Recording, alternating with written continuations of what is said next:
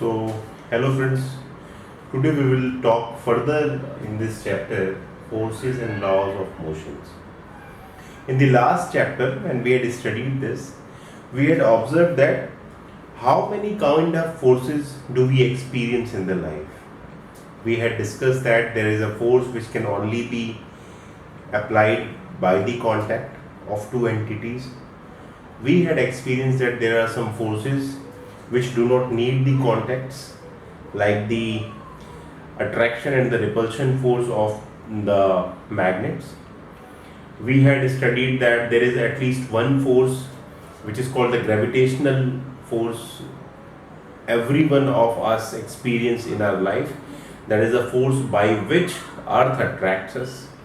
We had understood that there are certain weak forces, there are nuclear forces, different kind of forces.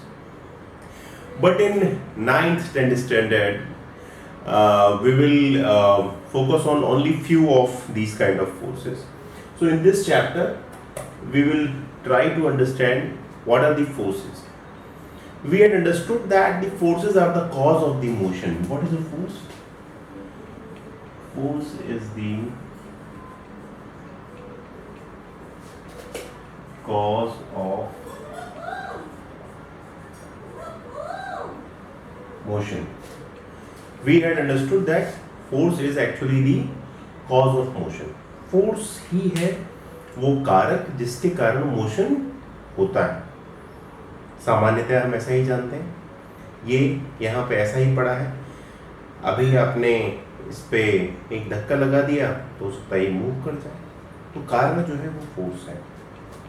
अच्छा, हम ये भी तो experience करते हैं कि in a number of cases there is no motion even though there is a force existing.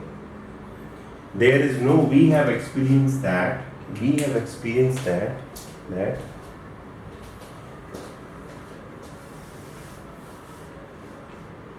in a lot of cases there is no motion even after having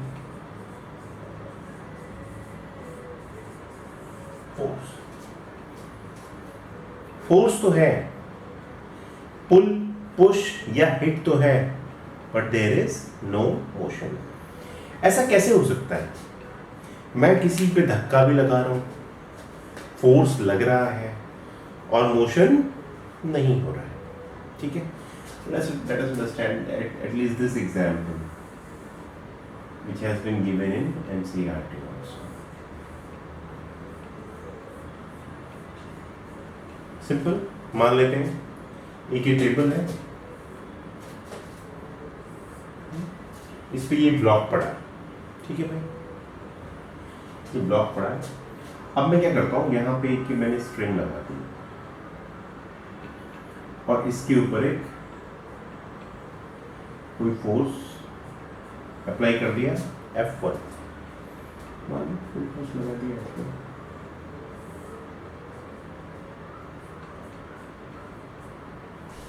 ठीक, दो अलग अलग स्ट्रिंग्स से मैं इसे खींचने लगा. ठीक है दोस्तों,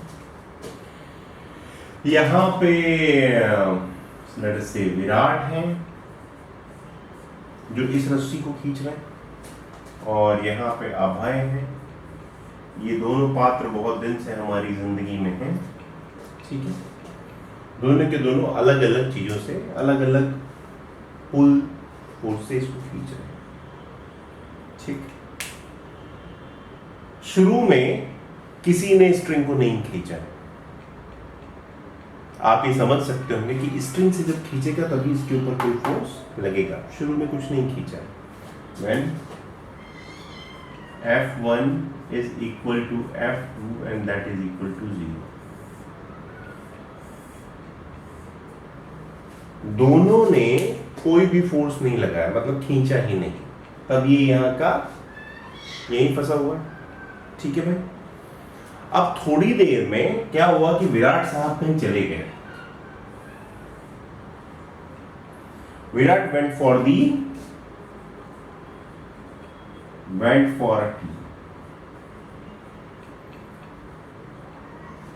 ठीक है. Only Abhay is there. अभय साहब को जरा सा लगा कि विराट वैसे भी नहीं है, मैं करके देखता हूँ. जरा सा खींचा तो ये इधर मूव कर गया. अब ये जब इधर मूव कर गया तो हमें ये समझ में आया कि ये इधर मूव कर सकता है when there is no force in this side. या एक बार को ऐसा भी हो सकता है कि अभय went somewhere. At that time Virat applied a force and this moved in this direction. तो पहली बात तो हमें एक बात ये समझ में आई कि मूव उधर करता है जिधर डायरेक्शन, जिधर फोर्स लगता है, जो फोर्स की डायरेक्शन होती है उधर ही वो मूव कर जाता है. तो एक बात तो ये बात पक्की नहीं, that object moves in direction of force. एक बात समझ में आई, मुझे पहली बात समझ में आई कि ऑब्जेक्ट फोर्स की डायरेक्शन में मूव कर जाता है. बात समझ में है. अभी क्या हुआ अचानक से ना, फिर दोनों के दोनों हैं आपके यहाँ पे, अभी दोनों आ गए. ठीक, अभी दोनों आ गए. और अब क्या हुआ, दोनों ने रास्ता कसी शुरू की. अभय ने भी खींचा और विराट ने भी खींचा. अभय ने भी खींचा और विराट ने भी खींचा. Now both of them F1 is equal to F2 and that is equal to F. दोनों ने बराबर ताकत लगा के खींचा, बराबर फोर्स लगा दी, तो भी ये क्या है, यहां से नो मूवमेंट है. नो मूवमेंट है. दोनों ने बराबर ताकत लगा दी तब भी नहीं चला. अब ये स्थिति जरा सा बदल गई. शुरू में तो मैंने ये सोचा कि ये तब नहीं मूव किया जब कोई फोर्स नहीं है. भाई कोई फोर्स है ही नहीं तो इसने मूव ही नहीं किया. भाई किसी ने कोई धक्का ही नहीं लगाया तो कोई आगे ही नहीं बढ़ा. ये बॉल पड़ी है, मैंने धक्का लगाया नहीं तो आगे बढ़ा ही नहीं. अब कि दोनों ने फोर्स लगाया, अभय ने भी फोर्स लगाया. बॉल है ना, आप लोग खींचते हो ना, अभी पकड़ लिया, मैंने भी खींच लिया, आपने भी खींच लिया. अब वो हिल ही नहीं रहा, दोनों ने बराबर ताकत लगा दी. इसका मतलब कि ये दोनों के दोनों फोर्सेस जो हैं आपस में क्योंकि बराबर हैं और क्योंकि अमाउंट में भी बराबर है, तो इस फोर्स ने इस फोर्स को, क्योंकि जस्ट इसके उल्टा है, इस फोर्स ने इस फोर्स को बैलेंस कर दिया. इस फोर्स ने इस फोर्स को बैलेंस कर दिया. So this is the situation when the forces are balanced.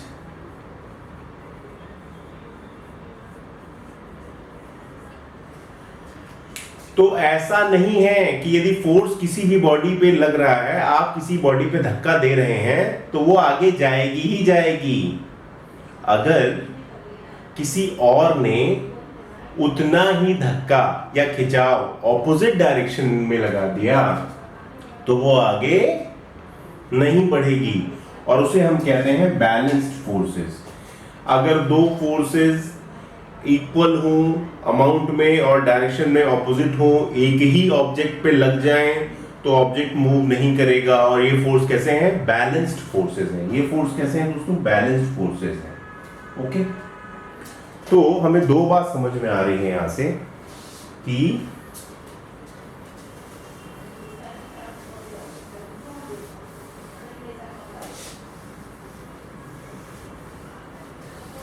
कि मूवमेंट के लिए, एक बॉडी को मूव करने के लिए, to cause a motion,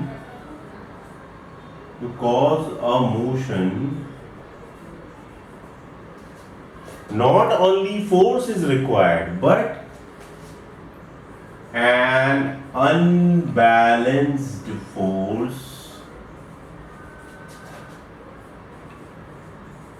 is required. Okay, is required. And body moves in direction of unbalanced force. Unbalanced force. बात समझ में आई भाई? आपकी बॉडी के मूवमेंट के लिए अनबैलेंस्ड फोर्स चाहिए.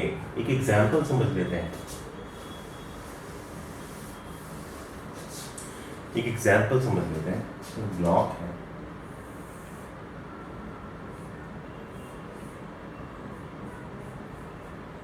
फाइव kg का ब्लॉक. ठीक है. मान लीजिए ये सरफेस है जहां पे टिका हुआ है, फ्रिक्शनलेस है. फ्रिक्शनलेस ओके साहब, फ्रिक्शन तो बताया नहीं कुछ. मान लो चिकनी सतह है कोई, इतना बस जान लो, आगे समझेंगे इसको. ठीक है. अब इस पे इधर से एक 10 न्यूटन का फोर्स लगा है. किधर लगा? उधर की तरफ. और इधर एक फोर्स लगा है 10 न्यूटन का. इधर लगा है, इधर. और किसी ने पूछा व्हाट विल बी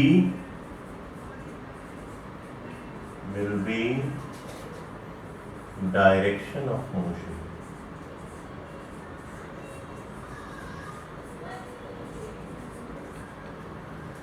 क्या है? ये यहां पे टिका हुआ है. इधर से 10 न्यूटन का फोर्स लगा, इधर से 10 न्यूटन का फोर्स लगा. तो किसी ने पूछा कि what will be the direction of motion. क्या होगी? अरे भाई 10 न्यूटन इधर से लगा और 10 न्यूटन इधर से लगा, दोनों. तो टोटल फोर्स कितना हो गया? किसी एक को पॉजिटिव मान लो, किसी एक को पॉजिटिव मान लो. मान लिया कि इधर हम क्या कह रहे हैं कि ये पॉजिटिव है. क्या कह रहे हैं? ये पॉजिटिव है. तो ये क्या हुआ? ये नेगेटिव हो गया. इस बॉडी पे टोटल फोर्स हमें क्या निकालना है? अनबैलेंस्ड फोर्स कितना है बॉडी पे, या टोटल फोर्स कितना है बॉडी पे. ठीक है. क्या है? 10. इधर मान लिया पॉजिटिव, फिर प्लस टोटल फोर्स जोड़ रहे हो ना. ये वाला फोर्स क्या है? ये है तो 10 ही, लेकिन माइनस का. तो 10 माइनस 10 इज इक्वल टू 0. अरे भैया 0 अनबैलेंस फोर्स है. कोई फोर्स, दोनों फोर्सेस ने एक दूसरे को बैलेंस कर दिया. Both forces balanced each other. दोनों फोर्सेस ने एक दूसरे को क्या कर दिया? बैलेंस कर दिया. क्या होता है अनबैलेंस फोर्स? जो किसी और के कारण जो है कैंसिल आउट नहीं हो रहा है. ठीक है. So there is a zero balance force. अब जरा से इसको जरा सा और चेंज कर देते हैं.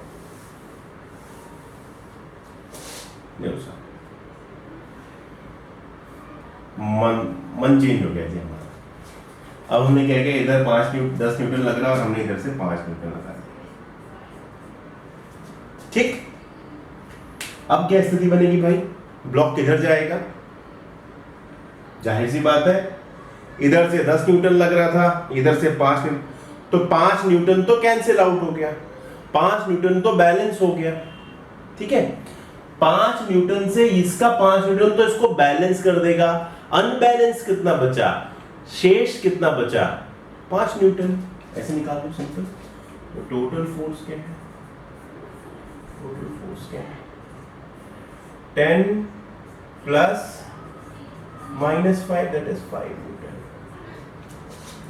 अब इस पे टोटल फोर्स कितना है? 5 न्यूटन. और किधर है? इधर की डायरेक्शन में. इसका मूवमेंट किधर होगा? इधर की डायरेक्शन में. So are you understanding? I think you are understanding it well, that to have the motion you need an unbalanced force. You need an unbalanced force in any direction. यदि किसी भी direction में ऐसा force है जो कि unbalanced है, मतलब वो किसी और ने आके उसके इक्वल एंड ऑपोजिट टोटल नहीं लगाया, कुछ ना कुछ डिफरेंस है उस डायरेक्शन में टोटल फोर्सेस का, तो वो उधर आगे बढ़ जाएगा। अब जब ये बात समझ में आई तब एक बात समझ में आई कि एक बात दिमाग में आई लोगों के, तो वो इस बात को एक्सप्लेन कर पाए कि क्यों ये है ना एक सरफेस है, खुरदुरी सरफेस है, ऐसी होती है यहाँ ईंट रखी हुई है,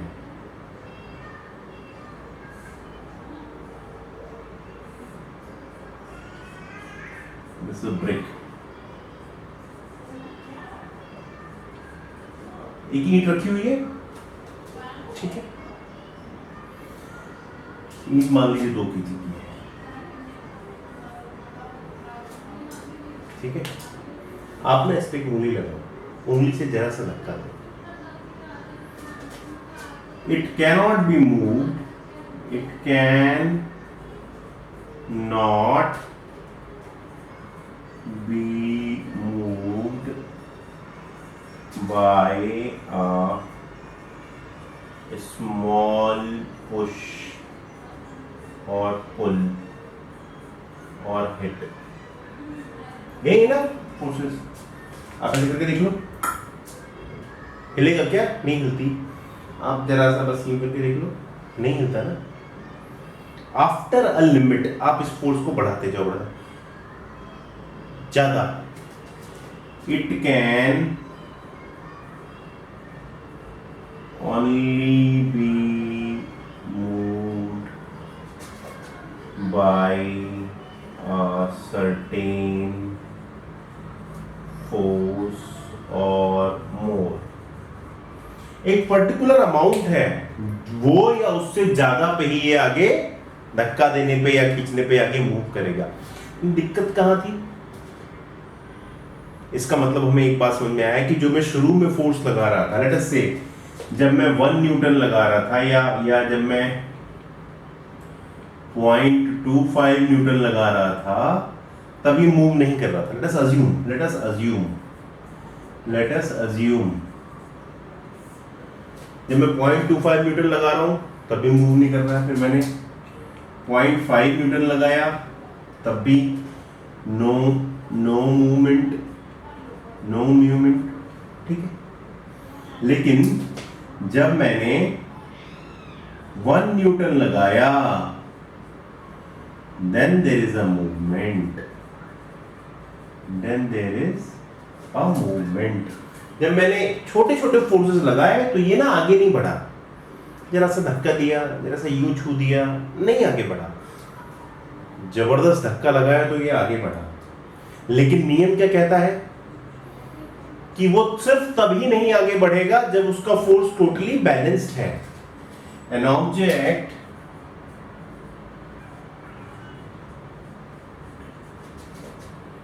will not move until there is no unbalanced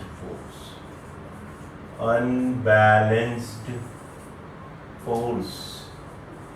इसका कहने का मतलब क्या है कि जब मैंने छोटे छोटे फोर्सेस लगाए तो यहां पे कुछ तो ऐसा हुआ जिसके कारण ये फोर्सेस कैंसिल आउट हो गए। मतलब ओवरऑल इस पूरे सिस्टम में कुछ ना कुछ ऐसा है कि वो एक मुझे ऐसा फोर्स देता है जो इन फोर्सेस के ऑपोजिट हो और सेम अमाउंट में हो, ठीक है। वो फोर्स क्या है? ये फोर्स ऑफ फ्रिक्शन है, ये फोर्स क्या है? फ्रिक्शन है। फ्रिक्शन क्या होता है?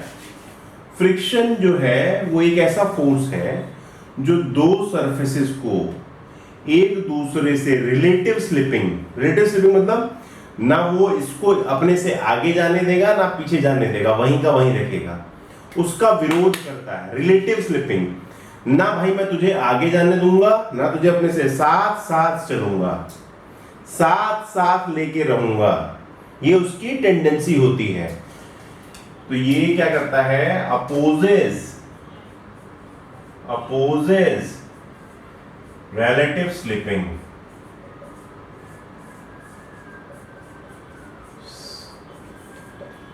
It opposes the relative slipping.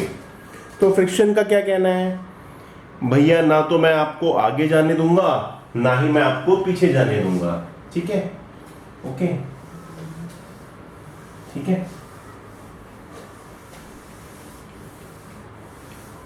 तो यही वो कारण है जिसके कारण हम कहते हैं कि ये चीज आगे नहीं बढ़ रही है, या you need more force to push it. ठीक है, सो आपको एक बात समझ में आ गई कि कोई भी बॉडी सिर्फ और सिर्फ तभी मूव करती है या सिर्फ तभी मोशन में आती है जब उसके ऊपर एक अनबैलेंस्ड, तो आपने दो चीजें अभी समझ ली कि बैलेंस्ड फोर्स क्या होता है और अनबैलेंस्ड फोर्स क्या होता है।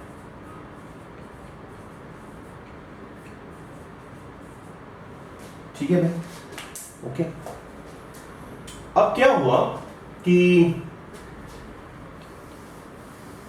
जब शुरू में फोर्सेस के बारे में पढ़ा जा रहा था या मोशन को स्टडी किया जा रहा था, तो शुरू में ये परिकल्पना थी या शुरू में ये अजम्पशन था कि जो नेचुरल टेंडेंसी है बॉडी की वो नॉन मूविंग है, वो स्थिर रहना चाहता है, वो कहीं भी नहीं जाना चाहता, wants to remain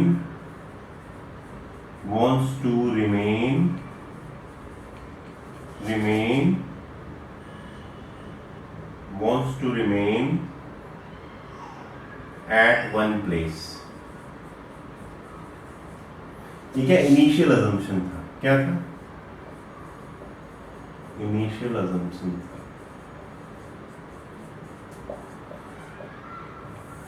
natural tendency of idleness, natural tendency, ये थी नेचुरल टेंडेंसी। ये है शुरू में माना जा रहा था, क्योंकि क्या है, हर तरफ देखते थे चीज वहीं की वहीं पड़ी है, कुर्सी सामने ही पड़ी है, बाइक सामने पड़ी है, बॉल सामने पड़ी है, तो इसका मतलब उसकी नेचुरल टेंडेंसी क्या है, बने रहने की है, उसी जगह पे चुपचाप पड़े रहने की। ये शुरू में ही अज्यूम किया गया। But with the time these assumptions change with the experiments. जैसे जैसे लोगों को अनुभव हुए वैसे वैसे उन्होंने अपने अजम्पशंस को रिफाइन किया और नए नए कॉन्सेप्ट्स आए। तो अगले चैप्टर में, जब अगले लेक्चर में हम पढ़ेंगे who was Galileo and what was his contribution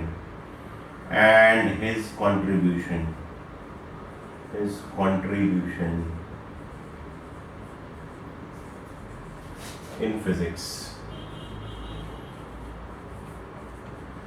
Galileo साहब को पढ़ते पढ़ते हम शायद ये समझ लेंगे कि what is first, second and third law, और हम गैलीलियो के साथ न्यूटन को भी समझेंगे।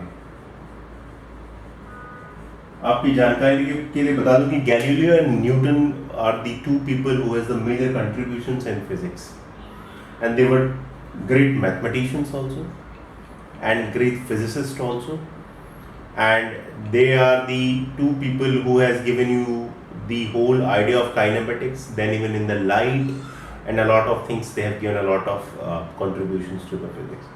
So in the next chapter we'll understand that. Till then, please keep on revising the NCERT. I'm trying to cover the all parts of NCERT and will go ahead. Please subscribe Prerna Tutorials and keep watching. Thank you.